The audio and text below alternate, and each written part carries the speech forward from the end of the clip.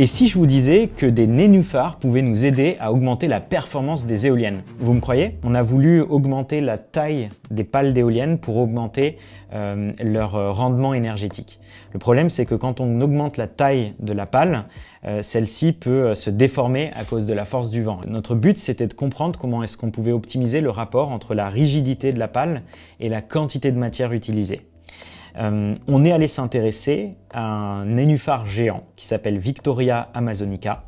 Je dis qu'il est géant parce qu'il fait 3 mètres de diamètre et donc on a compris qu'il avait une vascularisation, une sorte de réseau de nervures à sa surface qui lui permettait à la fois d'être très étalé et en même temps de ne pas céder ou de ne pas plier sous son propre poids. Et ce réseau de nervures, il est très spécifique et il permet justement d'avoir le rapport optimal entre la rigidité et la légèreté. On a reproduit ces motifs, cette vascularisation, sur des raidisseurs pour pales d'éoliennes qu'on vient installer à l'intérieur de la pale et qui nous ont permis de réduire la tendance à plier de la pale d'éolienne et donc d'augmenter effectivement sa taille et d'espérer pouvoir améliorer le rendement de toute l'éolienne. Alors le biomimétisme, c'est une approche de recherche et de développement, c'est une approche d'innovation qui consiste à s'inspirer de l'ingéniosité de la nature. La nature, ça fait 3,8 milliards d'années qu'elle évolue dans une richesse assez incroyable un peu partout dans le monde et que ça a créé des très bonnes techniques pour s'inspirer dans le monde industriel. Quand vous allez voir un ingénieur en aéronautique et que vous allez lui dire qu'on peut s'inspirer de telle ou telle libellule venue du Guatemala, forcément, l'ingénieur qui bosse chez Airbus, Thales ou autre, cette personne-là va vous regarder en se disant mais il est complètement fou. La notion de biomimétisme en elle-même est très farfelue parce que la plupart des ingénieurs ou des scientifiques ont tendance, peut-être par péché d'orgueil, à se dire que la nature est frugale et qu'elle n'est pas aussi sophistiquée.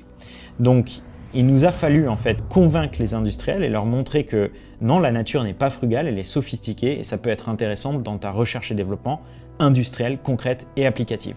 Pour moi, le biomimétisme permet de répondre aux défis de durabilité future pour 3 raisons.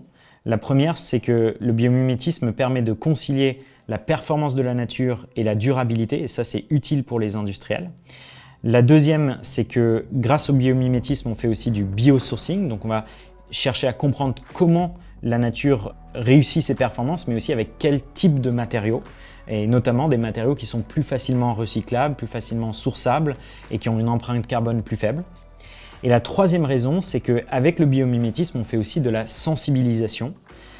Ça permet en fait de s'émerveiller du vivant, de comprendre la richesse patrimoniale de la nature, de la biodiversité, et donc de mieux la préserver.